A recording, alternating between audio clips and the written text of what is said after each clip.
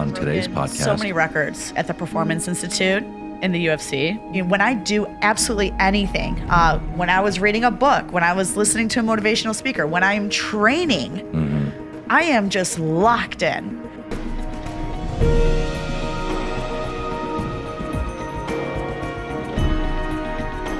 The truth is, adding value will never go out of style. This podcast is brought to you by iWatch Security. iWatch Security. Get the savings and service that you deserve. Hello, and thanks for joining us for another Five Things podcast. I've got a very special guest today, Vanessa Demopoulos. Super glad that we finally got a chance to sit down. Thank you for joining us. Yeah, I'm excited to be here. And I know you're super busy. You're an analyst.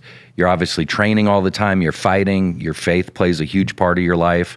You got friends. You know, you're super busy. So I appreciate you carving out some time on this Sunday. Yeah. I love being here with you and having these conversations. We've had a lot of private conversations off camera. So, I love your mind, and I'm really happy to be here. Awesome. And thank you for that. And I think we're very like-minded, and I find a lot of parallels with MMA and business, which I'm kind of a business guy. You'd probably kick my ass pretty cleanly. But that being said, there are parallels. There's success principles, and there's things that you do to help get you over the hump and be successful in your industry. Just getting to the UFC, you're at the top of the pile. And so for those who don't know the UFC, at this point you should, but if you don't, it's the Ultimate Fighting Championship. And Vanessa, you're in the bantamweight, which is 115 pounds. Strawweight, rather. I'm sorry about that. Strawweight. And you're a fellow Virgo. So that probably explains some of our analytical conversations and curious about things. You're 36 years old. And I identify as 28. And you identify as 28, which we can do that. It's 2024, so that's in the rules now. So you got a cool name. I got stuck with Brian Smith. You got Vanessa Demopoulos, but that's not even your real name. It's not even my real name. Go ahead, and I'm not even going to try to butcher the real name. Yeah, my real name is Crystal Vanessa Demopoulos, but I also grew up in Greece. So it's Christina Venetia Vasiliki Demopoulos. So when you put them all together, it's Christina Crystal Venetia Vasiliki Demopoulos. Or I'm sorry. That's crazy. It's a long name. It's a long, crazy name. Yes. How in the world did you learn to spell that in the first grade? Honestly, it was a challenge. Yes. Wow, I can't imagine. I got over with Brian Smith, former LFA championship, champion rather, and you fought for the championship. So major accomplishment there, and that basically boosted you to the UFC. But before we talk about too much UFC, I'd love to learn some of your background. Obviously. Born in the United States, but grew up in Greece. Tell me about that a little bit. Yeah, so I was raised by my grandparents growing up, and I was born in Cleveland, Ohio. And then as we were raised by our grandparents, they're from Greece. Like, they were first generation. So they wanted to go back, and we went to school literally right across the street from where we lived. So the community is very small in Greece. Like, there's a lot of little teeny tiny communities, and it's like you walk down the street to go to the butcher, the coffee shops are right there. There wasn't any large supermarkets like we have here in the United States. Everything was just very humble.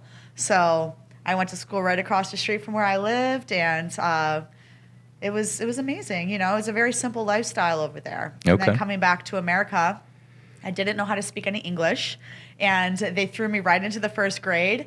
And I just remember sitting in class and not understanding absolutely anything except for numbers. I could understand numbers. Okay. Yeah, so I still never learned how to spell very well. I cheated on every single spelling test I ever had my whole life.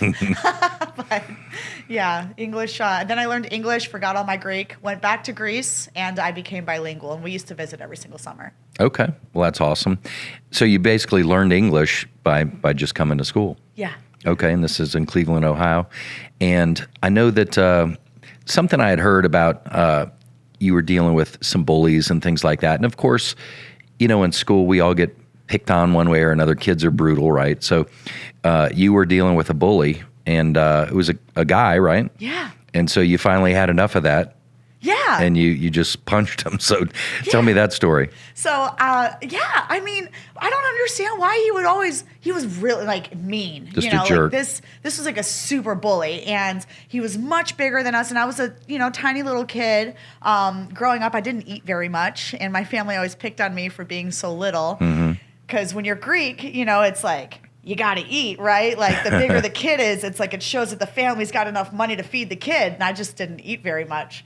But I had this bully in school, and one day I saw him picking on somebody else, right? And I mean, he picked on me for like 2 years at this point. And I saw him picking on someone else, and I was like not going to stand for that. Like, I don't know why when he picked on me, I didn't accept it. I was sad. When I saw him picking on someone else, I just went up to him and I was like, hey, pick on someone your own size. I remember like looking all the way up to him because he was so little, or I'm so little. I socked him right in the jaw. And then I felt really bad, and we walked around trying to find a medic. Oh my gosh. I did eventually stand up to my bully, but it wasn't until I saw my bully picking on someone else. Interesting. Right? Yeah. So where do you think that comes from inside of you, like this? Because you clearly, as I've gotten to know you a little bit, you're like this sweet, authentic, transparent, like good human.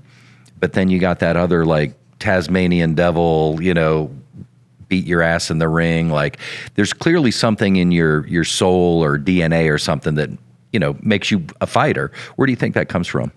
I'll say that it's intensity. Okay. I'm always intense. Even now, like the first 5 minutes of this conversation, right? Like I'm super intense, and I try to control the frequency of that intensity. And normally it's towards a positive aspect, right? But the minute that those cage doors close, like that intensity switches, right? And it's not necessarily negative, but it's still the same person. Like I'm always this, right? Like that fire is always just brewing inside of me. Right. And I get to finally unleash it when I step into the cage. It's not like I walk around in complete silence and then all of a sudden, like there's this animal in there. I'm always this. You're kind of a spark plug, if I had to like name it. Spark plug, fireball, something like that. You're always just bouncing around. Yes. Yeah. So I just put it into a different direction when I step into the cage. Channel it. Absolutely. Okay. So you end up beating this guy, humbling him, hopefully a little bit, which is kind of cool when you think about it. Somewhere out there in the world, this guy's like, that's the girl that, socked me in my face. At least she went on to be a fighter, give him some kind of props there. But so what, before we get out of childhood, you were obviously very close to your dad. And of course, my parents are both deceased and things like that. But what are some of your special memories about Dad that made you so close? He was like my best friend. Yeah. I think something that I love so much about him is it didn't matter what it was that I was going through. My dad was like, just be honest with me. Just talk to me. He always accepted me as I came, like no matter what the bullshit was. And there was a lot of stuff along the way, right? But my dad was just always understanding, and he was there to listen to me and accept me and love me. And I think that gives me a lot of permission to be all of myself, right? Because I never have to hide myself from anybody. I'm like, my father always loved me. My family always accepted me no matter what the situation was. So why should I let other strangers that don't know all of the background situation judge me, right? And even if they don't love my decisions, like that's not for them. Right. And I think that just gave me a lot of like confidence in who I am. And it gave me a lot of power because my dad just loved me through absolutely everything. And I could talk to him about any mother trucking thing. Right. Yeah. And I think that's awesome. And I think there's a real principle there because when I think about my mom, for example, I remember one time, I don't even remember what the story was, but it was Mrs. Davidson. You remember her name was 7th grade. And I don't remember what the thing was, but I was digging in my heels on something. And we were this is probably before your time, a little bit older, obviously. But, in school, like there would be a thing and they would wheel in like, it was Back to the Future. And you had this like big truck of a TV stand and they would wheel it in and you'd watch a movie in class. Anyway, long story short is I don't remember what I was pissed about, but I was digging in my heels like something. I felt like there was an injustice. And I was digging in my heels, and I was going to not be able to watch the movie, and I had to go do some project in the next room while all the other kids were watching. And I'm getting to a point here, but I remember when I spoke to my mom about it, and I don't know why I remember this, but she's like, that's bullshit. And I do believe that parents, I think I have a good self-image largely because of my mom, and she would back me up, and she would let me challenge authority, and she would let me develop those critical thinking skills to where you don't have to agree with everybody. You should follow your conscience. And what I'm hearing from you is your dad let you be yourself. Yeah. And he backed you up, and he loved you, and through all the flaws, which we're going to get into the fighting and the kicked out of school. And, he gave you permission to be yourself. And I think that probably created a very good self-image for you. Yeah. He just, again, like he gave me permission, but it's like if I was going to make a bad decision, which I made so many bad decisions, so many, but I had someone to talk to about them. It's not like I was like off by myself doing fucked up shit. Like Right. if I messed up, I could literally know that I could go to my dad. And I mean, he didn't love every decision that I made, but he heard me out, and he would gently guide me into maybe a little bit of a better direction, right? Because he knew that he couldn't control me, but he wanted to do the best that he could for me. And man, I just value that. I value the way that he raised me. In the way that he did, yeah. That's awesome. It's cool. I don't know if it was the right way, but it was definitely a way, and it's a way that worked for me. And you clearly had this like young wild stallion personality as a kid, Yeah. I was a wild one. And so tell us about some of the stuff you went through. I mean, I've heard like kicked out of school or suspended, things like that, obviously fighting at a young age. What do you think kind of led you down that path? I was an angry kid, man. I was so mad. I think honestly at the core it stemmed from being raised by my grandparents, not understanding why all these other kids like had their parents and I didn't. And, my mom and dad, they were all about like sex, drugs, and rock and roll. Like my mom was an entertainer. My dad was a DJ.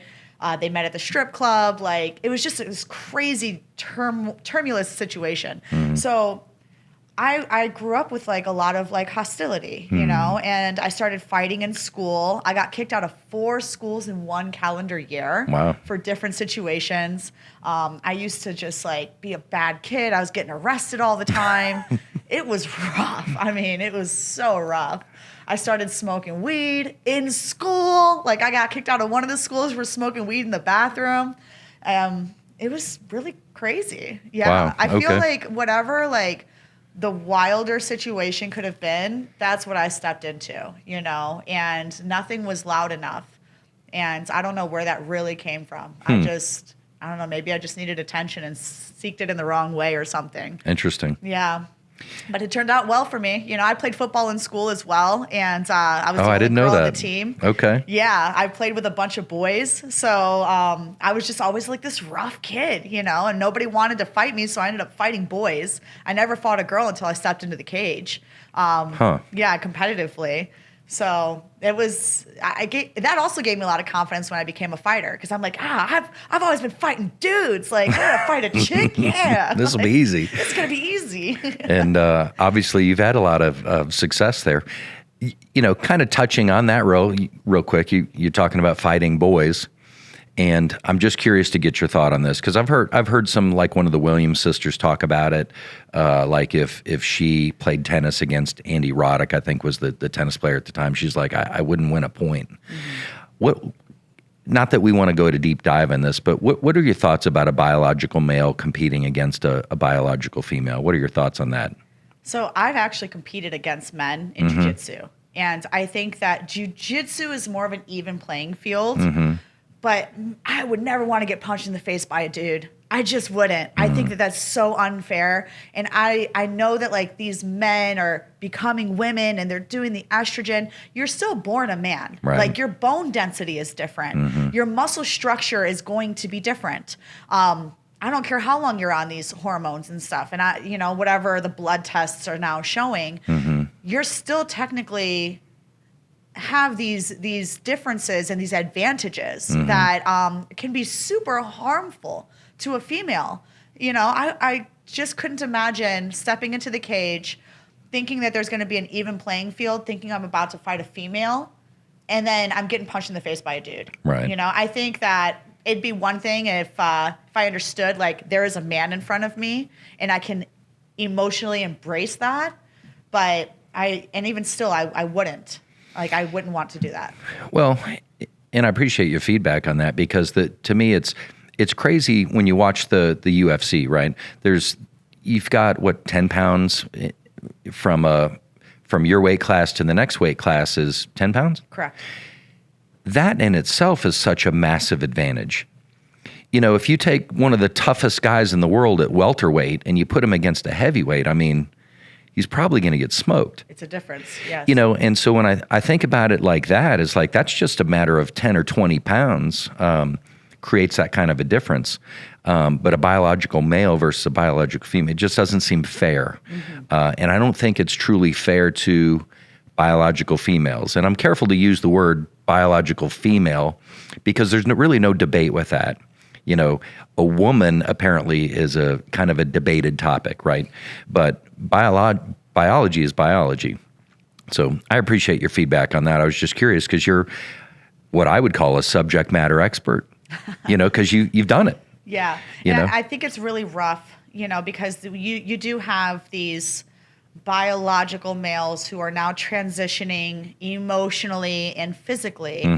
And they do like the sport of martial arts and they want to respect the martial arts. And it's like, I love their appreciation for it. But I think at the same time, if you want to be competitive in the correct aspect, you know where your place is. And I think that even in a societal aspect, they're a little bit lost on where their place is. And I know that we're going really deep into this rabbit hole here, but I feel for them in their own personal confusion.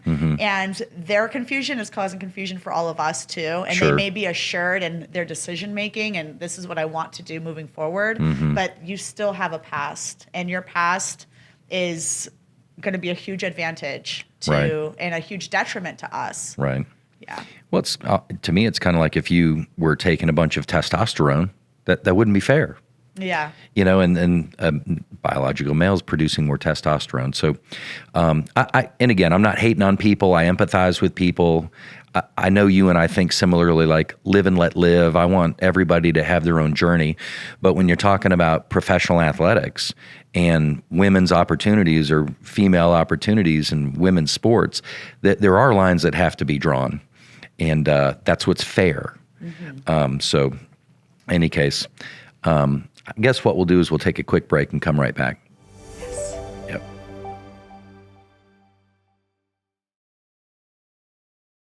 So obviously coming out of that phase in your life, what changed for you? I mean, I know your faith became a big part of your life. Is that part of what got you out of that wildcat, you know, spark plug fighting people and, you know, kind of got you out of that mode, or was it something else? I'm still a wildcat spark plug fighting people. Well, that's true. Not too much has changed. Channeled it. Yeah.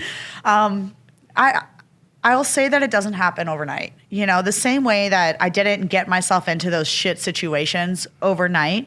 They were one bad and worse and even more terrible decision at a time. So I think digging myself out of that was just a decision to like try to make smaller incremental steps towards the person that I thought I wanted to become.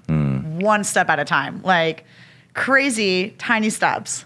Yeah. You know, I remember you saying something on a podcast that you had all the attributes of someone who was never going to do anything with their life, and you turned it around. I'm saying you turned around. I don't think you said that. What do you think are the factors? Did you get into MMA and it helped you channel that? Is that part of what did it? Maybe someone's out there can relate to your childhood, and they're losing in life and they're making bad decisions, and if they keep going down this path, you know, they're going to end up kind of wasting their life. And I'm curious, what do you feel turned it for you, other than you've got a growth mindset, which obviously is a factor. Is there another factor that you would throw in there?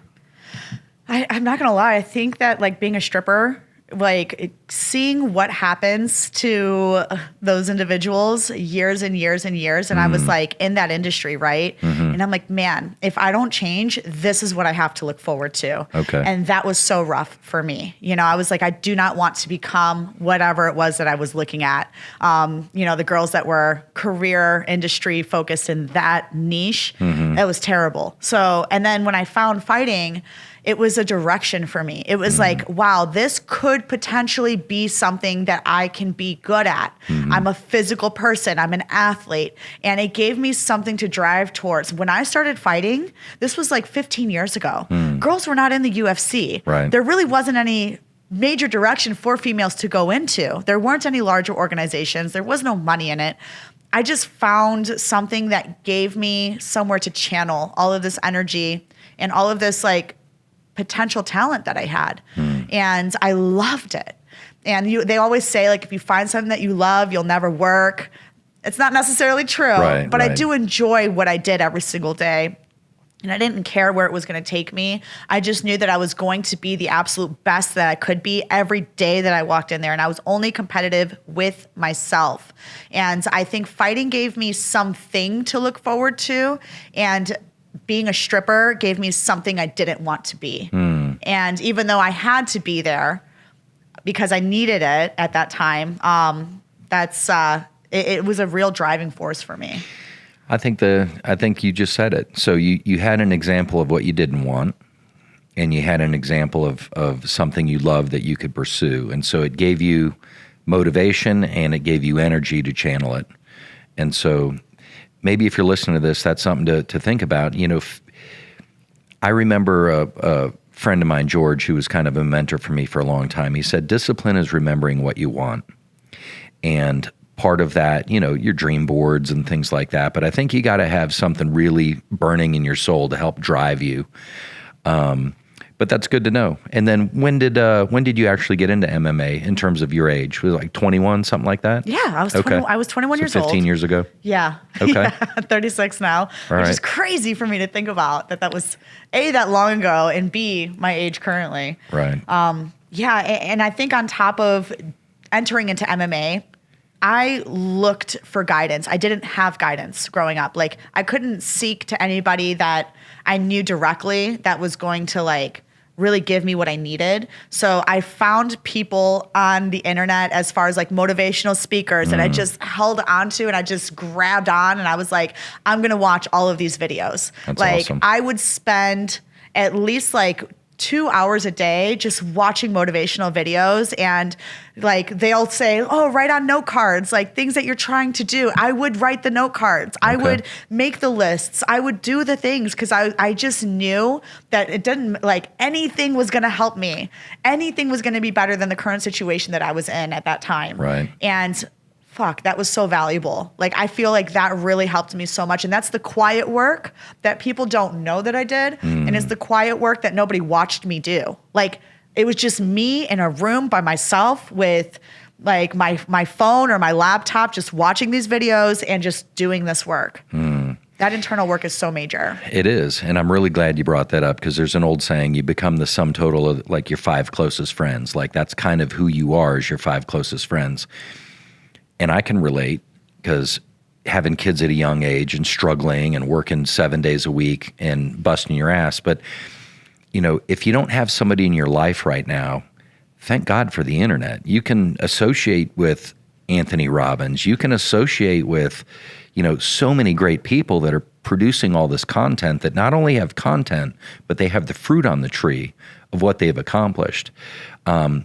So we are fortunate that we've got access like that, whereas back in the like 80s, you know, you had to buy a book and read it, but you're not really associating with somebody, or you had to buy a set of tapes for $300 or something. I mean, it's pretty crazy when you think about it. But so that's where your growth mindset, you were hungry for better, and your hunger took you to the internet, and you would do all that work. Yeah. And just try to get motivated and try to improve a step at a time. Yes. Yeah. Yes. And I started reading books. I grew up, like I told you guys, like I cheated on every spelling test I ever took, right? I mean, but I started reading and I was a slow reader and I wasn't good at it, but I was like, man, all these people on the internet are saying that you have to read books, right? So I'm going to figure this out. And I started with the mindset of, if I can just read 10 pages a day, and it might take me a long time, but it was only 10 pages. And I started getting through that. And then I really like fell in love with reading, and I fell in love with growth. And I started reading a lot of books, actually. And all of them were like self-development books. And I was addicted to becoming better. I knew that I didn't want to stay in the same place, and it didn't matter what it was going to take. I was going to fucking get there. That's awesome. Yeah. Who were some of the people that online maybe made the biggest difference to you growing up? Growing up, definitely Jim Rohn. Okay. I watched a lot of him. Yeah. Jay Shetty was really coming up at that time. Trent Shelton was a big one, because I had a lot of anger in my heart, and that man really talked me off a few cliffs. And there's a few other ones, that aren't coming off my tongue right now. But those are obviously great ones. Anything like that. We were talking about Dr. Joe Dispenza recently, and I mean, he's become one of my favorites over the last. But it's kind of a different level. You know, there's the thinking aspect of it, but then there's like the quantum field kind of development and frequency and mindset, and we might touch on some of that today. But I know faith is a big part of your life. When did you kind of wander into that? Yeah, huge part. I mean, I was listening to church on my ride over here, you know? Right. I feel like I found faith when I was really found faith when I was 25. I became more spiritual when I was 18, like 19. But I grew up so angry. And I mean, I'm literally I was so disrespectful to Jesus, and I was so disrespectful to God growing up. I cannot believe how saved I am now in comparison. Right. Yeah. But I started finding church. I had some really weird friends, when I was around 23, 25 from the gym. Right. And they were interesting, awkward people. I love them to death. And they kept inviting me to church. And I'm like, guys, listen, I love you. That's your thing. It's not really my thing. And they're like, no, please, just give it a chance. And I'm like, man, these weirdos love me. I'll come with you guys. And the first few times I went to church, it definitely was not for me. But then I started finding a pastor that really just spoke to my heart. I started leaving church every day just full-blown crying, like the breathing of being so sad. And just because the word was speaking to my heart, and it was just really penetrating. And I started, going by myself. And I was like, I just need to get this word. I need to get this time equity. I wanted to learn more about Jesus and learn more about God. But reading the Bible didn't really resonate with me the same way that I feel like it has for a lot of others. It was more receiving the word verbally. And then I started finding Christian music that was speaking to me. And now I love the TikToks. Christian TikTok is hilarious. And I think there's a good comical sense that people are now bringing to the internet and allowing people to get introduced to Christianity in that way. But now I actually go to church out in Los Angeles. It's called Revelation Church. I live in Las Vegas, and I will drive 5 hours to Semi Valley in California and go to church. And it's a 3 to 5 hour service each time, but that's valuable to me. And that's where I feel Jesus Christ speaks so loudly to me in that place. Well, it's when you feel your spirit move. It's something that, for anybody who's maybe listening to this and they're a non-believer, it's there's really something when your spirit moves. There's something. It's I don't know if there's a word for it. I just think there's a knowing. There's this the warming of the heart and that kind of stuff. So, it's obviously a big important part of your life and a driving factor for what your everyday life, really. Oh, yeah. It's the biggest part of my life. And I try to accept people where they're at because I remember being so angry, just having this deep anger in my soul. And I just know where I am now. But I understand them. I really do. I get it. When people tell me that they're atheists, I'm like, I hear you. But I know where I was. And I'll never forget who that person used to be. And I'm so grateful for having found Jesus Christ today because it is the biggest part of everything that can drive me forward now. And it's such a positive thing for my life and for my soul. It's invaluable. And I think that, I mean, I have a lot of opinions, obviously, but I understand people where they're at, and I really feel them and I hear them because that used to be me too. Yeah. Well, and teach his own. I mean, timing's a big part of everything as well. Let me ask you this. What are some of the things that you think you've done to become a successful mixed martial artist? Like, there's obviously lots of work that goes into it. What are some of the subtle things that people maybe don't realize? Intentionality, I think, is absolutely everything. I've broken so many records at the Performance Institute in the UFC based off of like my strength, my agility, my mindset. You know, I can focus harder apparently than anyone that they've tested. Like, there's just so many small subtleties, and it's intentionality. You know, when I do absolutely anything, when I was reading a book, when I was listening to a motivational speaker, when I'm training, I am just locked in. Right? That moment matters to me. I care about the moment. I care about the details, the tiny details. And I think that that's really carried. And I try to never become complacent.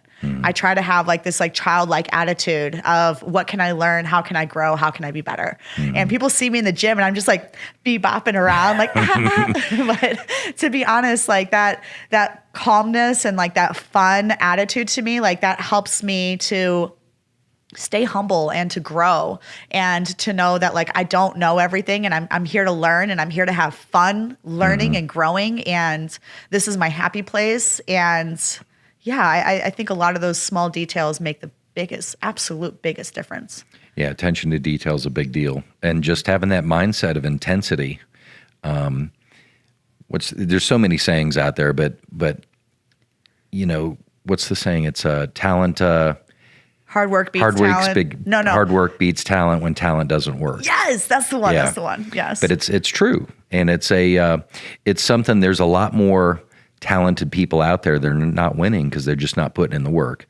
And we were talking about a UFC fighter, you know, that they're doing it their way, but it's you just have to question, is that going to be able to hold up long term? We won't bring up any names, but it's just interesting how some people approach things, you know. Yeah. And there's so many different recipes to success. Like you said, you know, somebody can do their own thing. I prefer to be coachable and listen to people, right. But even still, I feel like there's reasons why that may not be successful, right? Because at the end of the day, like, I'm the one that's inside of that octagon. Right. I have to be able to make my own critical decisions, right? And have faith in those decisions.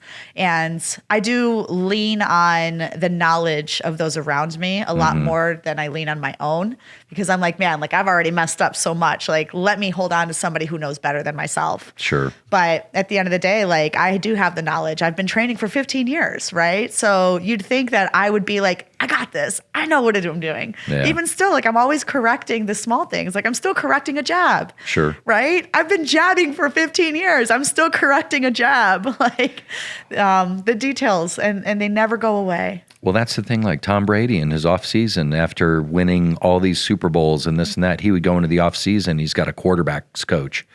Like, he's out there trying to shave half of a second off his release and things like that, or not even, it was like a 1/10 of a second or some major improvement that's just that relentless nature where you're trying to perfect your craft. And I think that's awesome.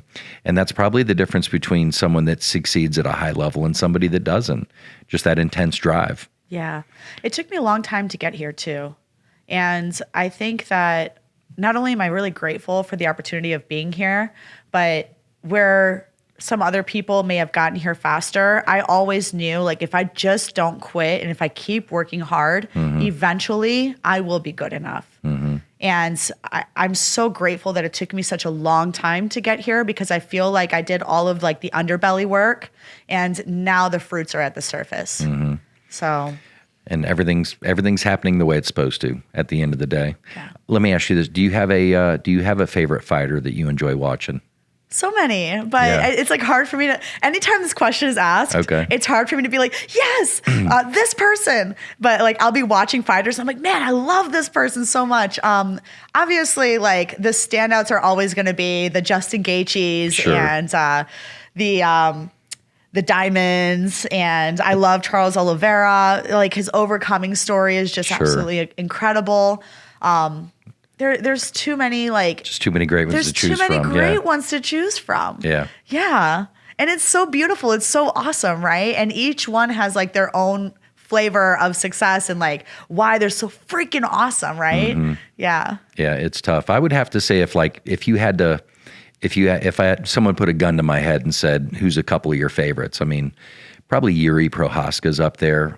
Dom Reyes was that when they fought each other, I was a nervous wreck because I really like both those fighters, you know. So I just think that there are interesting characters, you know. Yuri's such an interesting character. Yeah, he's very interesting. On top of just being unorthodox and like he's either probably going to get knocked out or he's going to knock someone else out. I mean, it's a fun fight, but you're right. I mean, when you really start thinking about all the amazing athletes and people in the industry, I mean, there's so many people you could rattle off that are super exciting.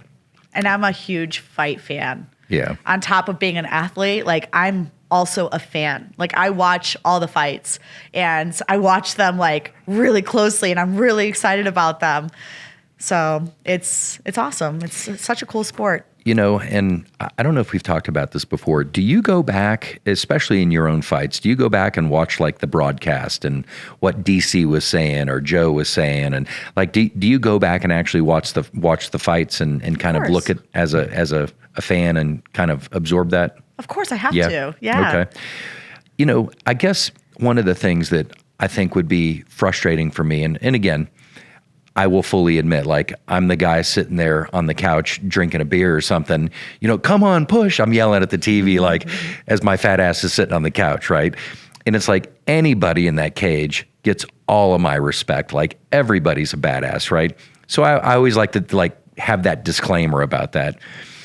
But it's like, there was a couple fights last week, and I'll say their names. I mean, I don't know the guys. They get all my respect. But, like, somebody who's so talented like a Giles or Nascimento, they both fought last week, and you could just tell like they didn't give it their all. They were like just kind of in neutral or maybe a little too cautious. When you see a fighter that goes into a fight like that, and it seems like anyway, of course I'm not. I have no experience in this arena, but it seems like, and of course DC and Joe are talking, and it's like, you know that they didn't give it their all. They didn't leave it out there. What are your thoughts when you see a fighter on that? What do you think causes that? You think they were just approached it too cautiously? There's so many nuances to fighting. It is insane. All of the details that go into it. Mm-hmm. I mean, the diet, right? The sleeping. Maybe they didn't get a lot of sleep the night before. You know, maybe they got a really bad message from a family member, right? Like that just got inside of their head, or maybe there was something going on financially and or spiritually, and maybe their head wasn't in the right place. Like maybe their weight cut was really, really rough on them, and then they didn't recover appropriately. Like there's so many things that go into it, like mentally, physically, spiritually, and externally that all have to lead up to this perfect storm of you walking into this octagon and just like being ready to die in battle. And you just never know. I've seen fighters go out there before that I'm like, I have these expectations of greatness, and then you just see they're so flat and you're like, what the fuck happened? Right? And there it could be any one or all of the factors at once. Right. And fighters are always talking about how nobody ever walks into the cage 100%. You know, like you're lucky if you can get to 75. Mm-hmm. I feel like there have been many times where I've walked into the cage like, let's fucking go. Like, yeah, like all cylinders are going, you know, and I'm just ready to be absolutely everything that I know I can be. Right.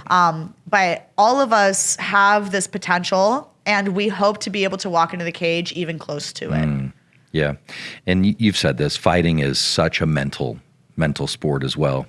And I think that's what maybe the average person doesn't realize.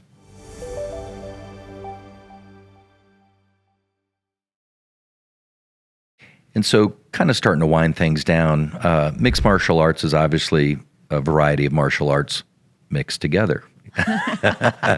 Captain Obvious.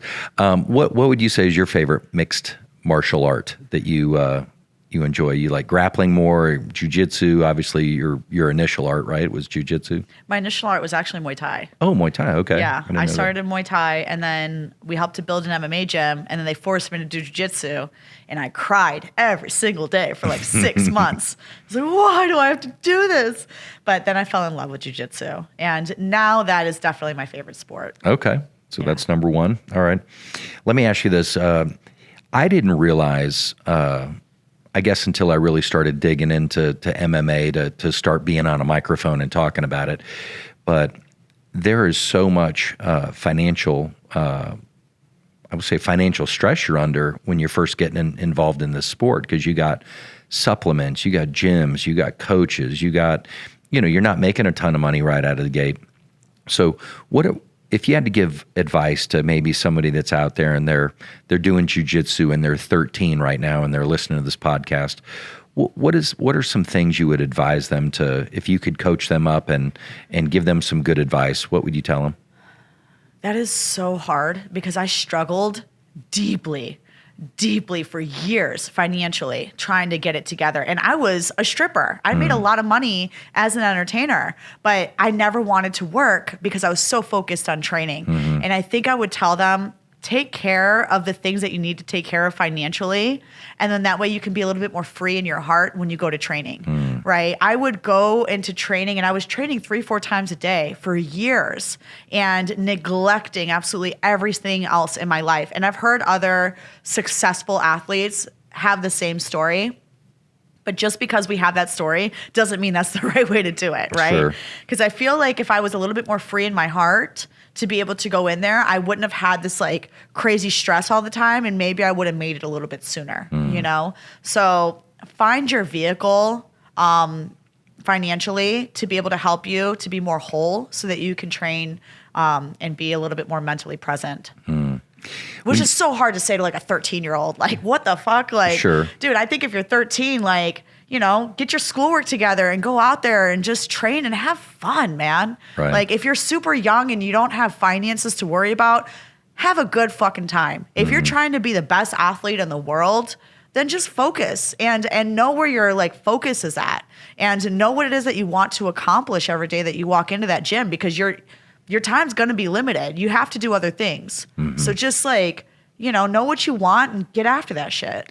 When you were in your, let's say 20, 21, 22, 23, how many hours a week do you think you were putting into your craft? Oh, I don't fucking know. I'm not even kidding. But I was absolutely training 3 to 4 times a day, every single day. I was sleeping on the mats. 3 to 4 times a day? Every day. Wow. Yeah. I was sleeping on the mats in between training sessions. Wow. Like, yeah. That's wild. I agree. That's a relentless commitment right there. Here I am. Yeah. But I think there's something to go with that. I mean, and again, parallel in business, right? It's like one of the things, I love the word balance, right? And I feel like I have good balance now. But I'm 50, my company's 15 years old, and this is my second company. And, I've been doing the same thing for 26 years. I can tell you early on, it was way out of balance. And so I think that if you're passionate about something, if you want to get to the level of a UFC level or the level of a self-made millionaire, let's say, you're going to be out of balance. But what happens is you get out of balance, and then later on, you get a lot of balance. And then it's actually out of balance in a positive way. So I do think if you go into this and you really want to achieve anything at a high level, you're going to have to give it your all to get the momentum going in your life. Yeah, and to touch on the not balance part, and I love that, right? It's like, if you're young, fuck it up. Go out there. Like, you can make mistakes, and then you have time to correct them and fix them, right?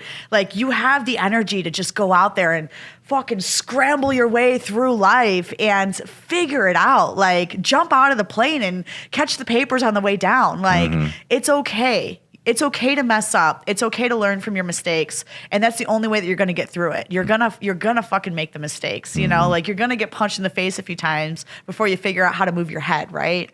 And, I mean, I don't think that people need to make those mistakes though. I don't think that's a necessary part of the process. You know, we've heard Elon Musk even say it. He's like, I would never wish my process on anyone else. Like, there's a better way to do it than to beat your head against the wall and just try to train all day long and run your body into the ground to try to make these dreams happen, right? That's the old way of thinking. That's the old way that we all came up doing it. But we would tell you today, don't fucking do that shit. That's dumb. There's a better way. Yeah, and I hope I don't say this every podcast, but it is one of my favorite sayings is if being prior military, right? It's like, if you're going to go through a minefield, follow somebody. Like you don't have to blow your leg off. Someone's already walked through the minefield. Yeah. And I think that letting go of our egos, we don't have it all figured out. Matter of fact, you and I were talking about this. The more we learn, the more we realize like we have so much to figure out. And 36 and 50, you know, so if you're out there and you're like 15, 16, 17, 18, man, if I could give you advice, totally dismantle the ego. Get good people around you that can help you learn, and that'll speed up your process. And you don't have to make a mistake. You can learn from somebody else's mistake. Isn't it weird that like if you just listen to your coaches, that's what coaches are for Right. in all aspects of life, right? Like, listen to the coach that's telling you how to do the move correctly. Like, listen to the coach that's telling you a different coach that's giving you more financial advice, right? Like, get coaches in life and hang on to them and take their advice. You know, don't take it as law. Sure. Take their advice and use it to what's going to work for you, It's right? input. Yeah. Yeah. And the goal is your goal should be to get good people around you. And, you know, my VP of operations, Julie, like we'll have some knockdown, drag out conversations, and she knows she can rip me apart. But you know what? I want that. I want people around me that challenge me. One of the things, and we're not getting into politics today, but one of the things that a big mistake that I see a lot of people make is they're not open to conversation. They're not open to different perspectives. And you know, like Ray Dalio, who self-made billionaire, he wrote a book called Principles. He wants people around him to challenge him. You know, if he thinks ABC is a good investment and Susie doesn't think so, he wants to sit down with her and what are you seeing that I might not be seeing? I think that's wisdom. Yeah, you got to be open. You have to be open and be humble, right? And be a sponge. Be willing to take things, be willing to say, I'm wrong and I'm sorry. And how can I make this better? How can I correct? Because we don't have the answers, you know? We don't know what we don't know until we learn more. Right. And we don't know a lot more things than we do know, for sure. There's no question. Yeah, so just fucking be humble, man. Like, your ego is the death of us, right? Yeah. Yeah. I'm glad I never knew too much because I'm always learning something. Yeah, well, that's the more you learn, the more you realize that I need to learn a lot more. Yeah. And obviously... I'm so sorry. I remember being like brand new to Muay Thai, right? And when I say brand new, like I was maybe like a year, 2 years in. I fucking thought I knew everything. I was the woman, you know, like I knew what I was doing. And then you get your ass kicked and you get fucking humbled and you're like, oh, wow, I know nothing. Right. And I love like the humility that martial arts breeds because it also carries over into informative stuff like information and conversation to know that like I probably don't fucking know everything. Yeah. Well, I think it's very, what's the word I'm looking for here? It's very like kind of in your face, I guess, when you get punched. You know, I was watching back one of your fights here and you came back from she rocked you. I mean, she hit you so hard and you bounced back because you're a tough little son of a gun, you know, and you ended up choking her out or submitting her. I don't think. Her armbar. Yeah, some armbar. And I think that's life sometimes, is you get hit hard, but you keep fighting through it, and you went through there. It's like a little snapshot of life in general. But any case, getting a little bit onto that, you've had a lot of great people around you, and the goal is to have the best people around you. Jason House, obviously, is someone you've got a lot of respect for. I love Jason. That's my manager. Yeah. I love that guy.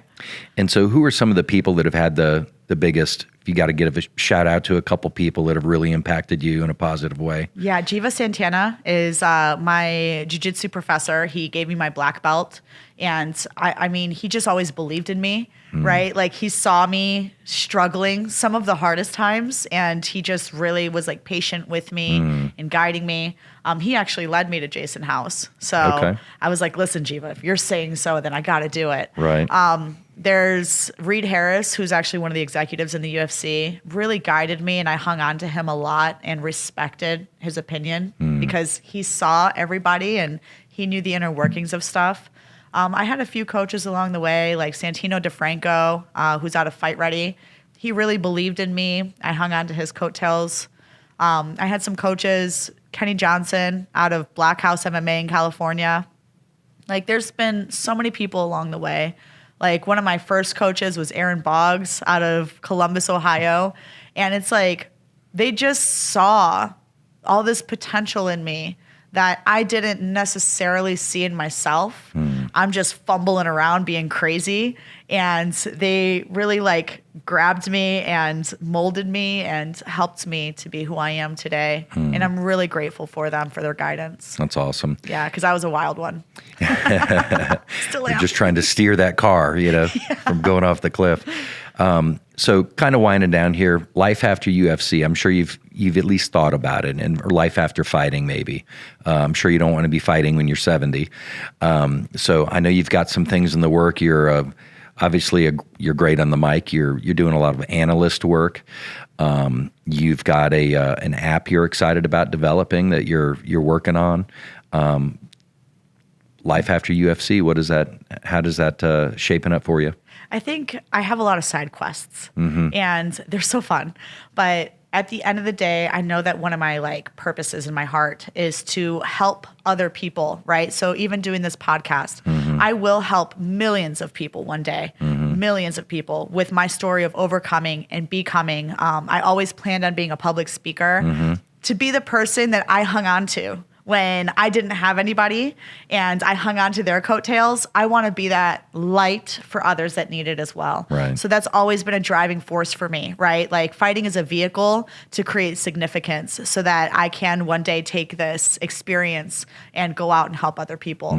To show them, like, it doesn't matter where you come from, what obstacles are along your way, you can create your own level of greatness. And whatever that looks like for you. Yeah, I could totally see you doing that. I mean, you've got that enthusiasm, and you ever hear the definition of enthusiasm is God within? Oh, for real? I don't want to butcher it, but it's enthuse, and then it's like a Latin. But that's I heard that a long time ago, and that always stuck with me as well. Anything you want to say wrapping up here? No, just like how much I genuinely love every single person that's listening to this. Like, if you're here and you've listened to this far, like, you are so freaking valuable. Like, it's crazy, right? And I'm not just saying that on like some like fly by night shit. It's like, this is something that I always believed in my heart, that I was valuable. I am worth it. And as long as I don't fucking give up and I keep fucking fighting, I can create something. And that fight isn't necessarily physical. Like, whatever it is that you're going through, just keep believing in yourself. Look at yourself in the fucking mirror and tell yourself that you are fucking awesome. And I say that from the soul because I mean it, because those are the things that helped me. And I know that if I made it, I know that you can make it too. That's awesome.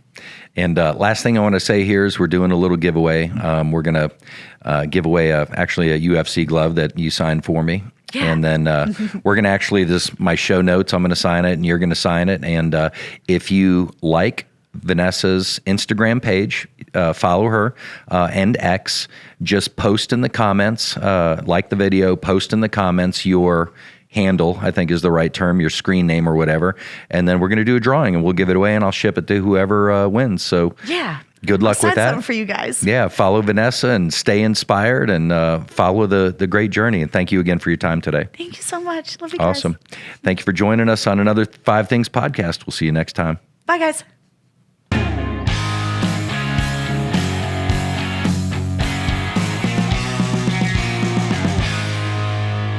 Hello, this is Brian Smith, and thank you for watching. Please subscribe for more valuable content.